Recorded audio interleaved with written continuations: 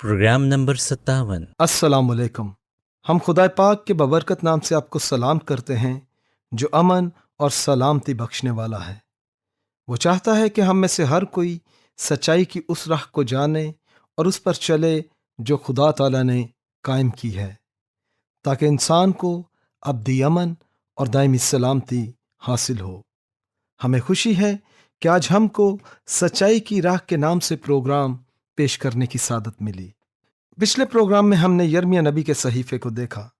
यिर्मयाह नबी मसीह मौद की आमद से तकरीबन 600 साल पहले थे। हमने देखा कि यिर्मयाह नबी ने अपने साथी यहूदियों को खबरदार किया कि वो अपने गुनाहों से बाज आए, और अगर उन्होंने तौबा ना की तो बाबल की कौम का लश्कर उनके शहर यरूशलेम को बर्बाद कर देगा और उन यहूदियों को असीर करके ले जाएगा। अफसोस की बात है कि यहूदियों ने झूठे नबियों की बातें मानी, मगर यिर्मयाह नबी की सच्ची नबूवत का यकीन ना किया। फिर हमने देखा कि बाबली लश्कर आए, उन्होंने यरूशलेम शहर की ईंट से ईंट बजा दी और यहूदियों को असीर किया। उन्हें दूर दराज बाबुल के मुल्क में ले गए। खुदा के नबी यिर्मयाह ने खुदा की तरफ से जो नबूवत की वो हरफ बहरफ पूरी हुई। यरूशलेम की तबाही का मतलब हरगिज नहीं कि खुदा ने यहूदियों को तर्क कर दिया, जिन्हें उसने काफी अरसे पहले चुना था। खुदा ने इब्राहिम, इसहाक और यकूब के साथ किया हुआ वादा ना भुलाया कि दुनिया की सब कौमें तेरे वसीले से बरकत पाएंगी। खुदा अपने मंसूबे को ना भूला था जो उसने नजात दहिंदे को दुनिया में भेजने का बनाया था, कि ये नजात दहिंदा यहूदियों से जो इब्राहिम की नस्ल हैं पैदा होगा। इस तरह खुदा का कलाम बयान करता है कि खुदा ने बाबुल शहर में भी अपनी कौम को 70 बरस तक संभाले रखा, जब तक कि उन्हें वापस यरूशलेम ना पहुंचाया, क्योंकि उसने उनसे वादा कर रखा था और बिल्कुल अपने वादे के मुताबिक किया। ताहम ये सब सुनने के लिए आपको अगले प्रोग्राम का इंतज़ार करना पड़ेगा। आज हम एक नौजवान यहूदी की कहानी सुनेंगे जो बाबुल के असीरों में था, और उसका नाम दानियल था, जो खुदा का नबी था। दानियल नाम के मानी हैं खुदा मेरा इंसाफ करने वाला है। दानियल की मुखसिर गवाही कुछ इस तरह से है: दानियल किसी से न डरता था सिवाय एक के जो कादर मुतलिक है, और जिसके हजूर हर शख्स अपना हिसाब देने के लिए एक रोज खड़ा होगा। लोग उसके बारे में क्या कहते हैं या क्या सोचते हैं, दानियल को इस बात की कुछ परवाह ना थी। उसको परवाह थी तो सिर्फ और सिर्फ खुदा की बातों की। दानियल का इंसाफ करने वाला खुद खुदा था। सुलेमान नबी ने काफी अरसे पहले कहा था कि इंसान का डर फंदा है, लेकिन जो कोई खुदावंद पर तवक्कुल करता है महफूज रहेगा। तो दानियल का इस कलाम पर ईमान था। खुदा ने दानियल के दिलो दिमाग में डाला कि वो एक हिकमत और गहरी दानाई से भरपूर किताब लिखे। दानियल नबी ने अपनी किताब में बहुत सी रोयाएं और नबूतें ऐसी लिखीं जो इंसानी सोच के बस का रोग नहीं। आने वाले वक्तों में क्या होगा ये सिर्फ खुदा ही जानता है। तो भी दानियल नबी ने उन कौमों की तारीख लिख दी जो अभी तक पैदा भी ना हुई थी। मसलन दानियल नबी ने इल्हाम से लिखा कि फारस की सल्तनत और यूनान की हुकूमत नीज रूमी कौम किस तरह मार्ज़ वजूद में आएंगी और उनके बादशाहों के क्या कारनामे होंगे। और उसने उन कौमों के पैदा होने से सदियों पहले उनकी बाबत पेशन गोई कर दी और खुदा के नबियों की कसरत के बारे में भी नबूवत की। दानियल नबी ने मसीह की पहली आमद और दूसरी आमद के बारे में लिखा। दानियल नबी ने नबूवत करके कहा कि मसीह अपनी पहली आमद में काट डाला जाएगा, यानी गुनाह की कुर्बानी के बर्रे के तौर पर ज़बा होगा। लेकिन जब अपनी दूसरी आमद में वो ज़मीन पर आएगा तो वो रास्ती से दुनिया का इंसाफ करेगा। मसीह की दूसरी आमद की बाबत दानियेल रोया का हाल इस तरह बयान करता है कि मेरे देखते हुए तख्त लगाए गए और कदीमुल अय्याम बैठ गया اور اس کا لباس برف سا تھا، اور اس کے سر کے بال خالص اون کی مانند تھے۔ اس کا تخت آگ کے شعلے کی مانند تھا، اور اس کے پہیے جلتی آگ کی مانند تھے۔ اس کے حضور سے ایک آتشی دریا جاری تھا۔ ہزاروں ہزار اس کی خدمت میں حاضر تھے، اور لاکھوں لاکھ اس کے حضور کھڑے تھے۔ عدالت ہو رہی تھی اور کتابیں کھلی تھیں۔ میں نے رات کو رویا میں دیکھا، اور کیا دیکھتا ہوں کہ ایک شخص آدمزاد کی مانند آسمان کے بادلوں کے ساتھ آیا اور قدیم الایام تک پہنچا، اور وہ اسے اس کے حضور لائے، اور سلطنت اور حشمت اور مملکت اسے دی گئی، تاکہ سب لوگ اور امتیں اور اہل لغت اس کی شکر گزاری کریں۔ اس کی سلطنت ابدی سلطنت ہے جو جاتی نہ رہے گی، اور اس کی مملکت لازوال ہوگی۔ اس وقت ہمیں اجازت نہیں دیتا کہ دانیل نبی کی کتاب میں خدا کی بتائی ہوئی ساری باتوں پر تبصرہ کر سکیں۔ آج کا باقی وقت ہم صرف دانیل نبی کی کہانی کو ہی دے سکتے ہیں۔ دانیل کی کتاب کے پہلے باب میں ہم دیکھتے ہیں کہ بابل کا بادشاہ نبوکت نظر یہودی نوجوان کا انتخاب کر کے انہیں ٹریننگ دیتا ہے تاکہ وہ حکومتی کاروبار میں اس کی مدد کریں۔ اس نے ایسے جوانوں کا انتخاب کیا جو حسین و جمیل اور فہم و فراست کے مالک ہوں، ہر طرح کا علم خوشی سے سیکھنے والے، مشکل زبانوں کے سیکھنے والے، اور خصوصی طور پر بابل کی زبان اور لغت سیکھنے والے تھے۔ ان نوجوان یہودیوں میں دانیل بھی شامل تھا، جن کا چناؤ بادشاہ نے اپنے ہاتھوں سے کیا تھا۔ اس طرح دانیل نے بابل کے اسکول میں اپنی ٹریننگ شروع کی، تاہم پہلے ہی روز اسے ایک بڑی آزمائش سے گزرنا پڑا۔ بابل کے شہنشاہ نے فیصلہ کیا کہ اس کے اسکول میں شریک تمام لوگوں کو اچھی شراب اور اچھی خوراک پیش کی جائے، تاہم یہ خوراک اور شراب بطور بتوں کا نذرانہ ہو۔ کیا دانیل بتوں کی پرستش میں شریک ہو سکتا تھا؟ ہرگز نہیں۔ کیوں نہیں؟ کیونکہ دانیل خدا سے ڈرتا تھا۔ دانیل خدا کی خوشنودی کے خلاف چلنے سے مر جانا بہتر سمجھتا تھا۔ خدا کا کلام بیان کرتا ہے، دانیل نے اپنے دل میں ارادہ کیا کہ اپنے آپ کو شاہی خوراک سے اور اس کی مے سے جو وہ پیتا تھا ناپاک نہ کرے۔ اس لیے اس نے خواجہ سراؤں کے سردار سے درخواست کی کہ وہ اپنے آپ کو ناپاک کرنے سے باز رکھے گا۔ خدا کا کلام بیان کرتا ہے کہ خدا نے دانیل کو اس آزمائش سے محفوظ رکھا، اسے برکت دی، گہری دانش و حکمت عطا کی، اور علم سے خوب نوازا۔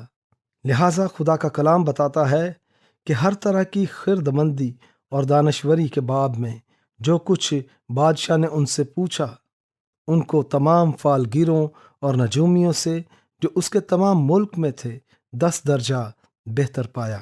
اس طرح دانیل نے تقریباً 70 برس تک مختلف بادشاہوں کے ساتھ کام کیا، اور خدا اس کے ساتھ تھا۔ آج کے باقی وقت میں ہم دانیل کی زندگی کی ایک اہم کہانی سنیں گے، اور یہ کہانی ثابت کرے گی کہ دانیل خدا واحد کے علاوہ اور کسی شخص سے نہ ڈرتا تھا۔ ہمیں پتہ چل جائے گا کہ جو لوگ بادشاہ کے ساتھ کام کرتے تھے، دانیل نبی ان سب سے مختلف تھا۔ وہ لوگ ایسے عہدیدار تھے جن کی عادت بن گئی تھی کہ سچ کو توڑ موڑ کر کچھ اور بنا دیں تاکہ لوگوں سے رشوت لیں، کیونکہ ان کے دلوں میں خدا کا خوف رتی بھر بھی نہ تھا۔ تو دانیل ہر طرح کی بطالت اور ناراستی کا انکار کر دیتا، کیونکہ اس کا دل خدا کے خوف سے بھرا ہوا تھا۔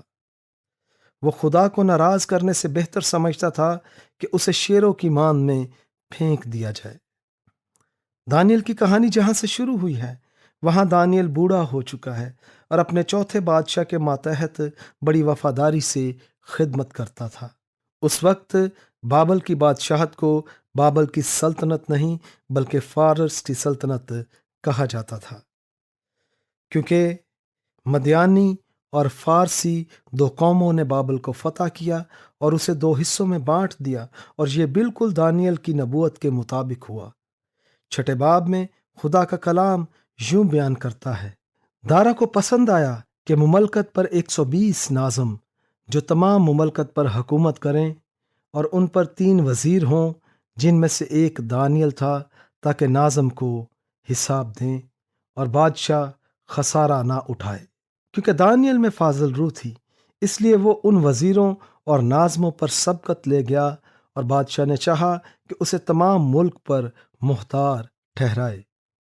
تب ان وزیروں اور ناظموں نے چاہا کہ ملک داری میں دانیل پر قصور ثابت کریں، لیکن وہ کوئی موقع نہ پا سکے، کیونکہ وہ دیانت دار تھا اور اس میں کوئی خطا یا تقصیر نہ تھی۔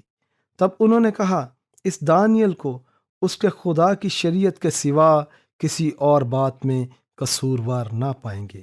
پس یہ وزیر اور ناظم بادشاہ کے حضور جمع ہوئے اور اس سے یوں کہنے لگے، اے دارا بادشاہ، ابد تک جیتا رہ۔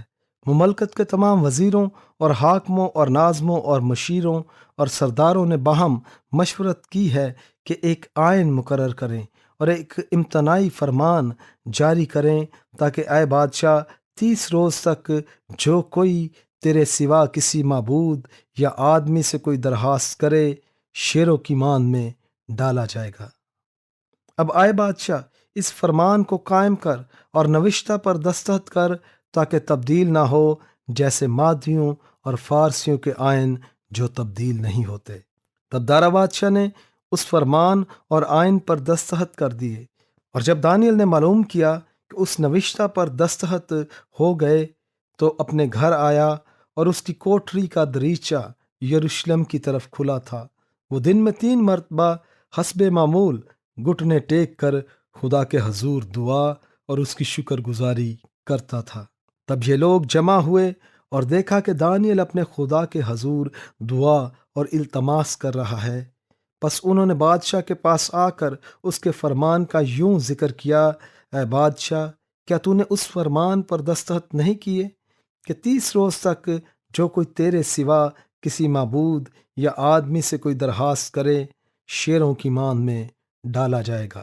بادشاہ نے جواب دیا کہ مادیوں اور فارسیوں کے لا تبدیل آئین کے مطابق یہ بات سچ ہے۔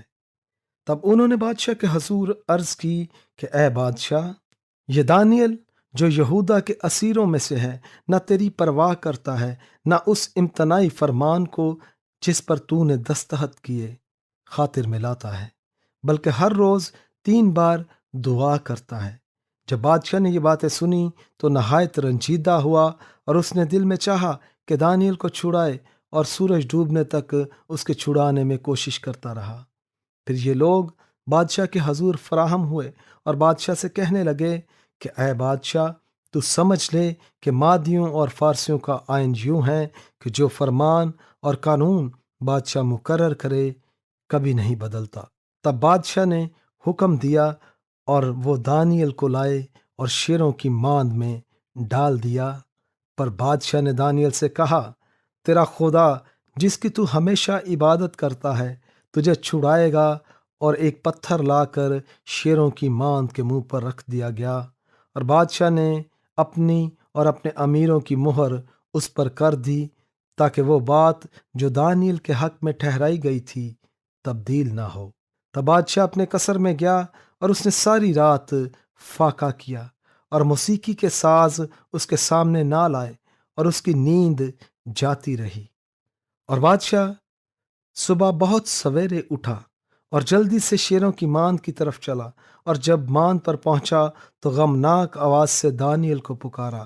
بادشاہ نے دانیل کو خطاب کر کے کہا، اے دانیل، زندہ خدا کے بندے، کیا تیرا خدا جس کی تو ہمیشہ عبادت کرتا ہے قادر ہوا کہ تجھے شیروں سے چھڑائے؟ دانیل نے بادشاہ سے کہا، اے بادشاہ، ابد تک جیتا رہ۔ میرے خدا نے اپنے فرشتے کو بھیجا اور شیروں کے منہ بند کر دیے، اور انہوں نے مجھے کچھ ضرر نہیں پہنچایا، کیونکہ میں اس کے حضور بے گناہ ثابت ہوا، اور تیرے حضور بھی، اے بادشاہ، میں نے کوئی خطا نہیں کی۔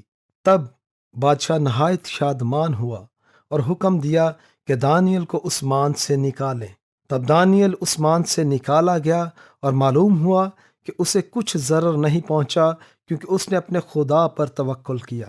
اور بادشاہ نے حکم دیا، اور وہ ان شخصوں کو جنہوں نے دانیل کی شکایت کی تھی لائے اور ان کے بچوں اور بیویوں سمیت ان کو شیروں کی ماند میں ڈال دیا، اور شیر ان پر غالب آئے، اور اس سے پیشتر کہ وہ ماند کی تہ تک پہنچے، شیروں نے ان کی سب ہڈیاں توڑ ڈالی۔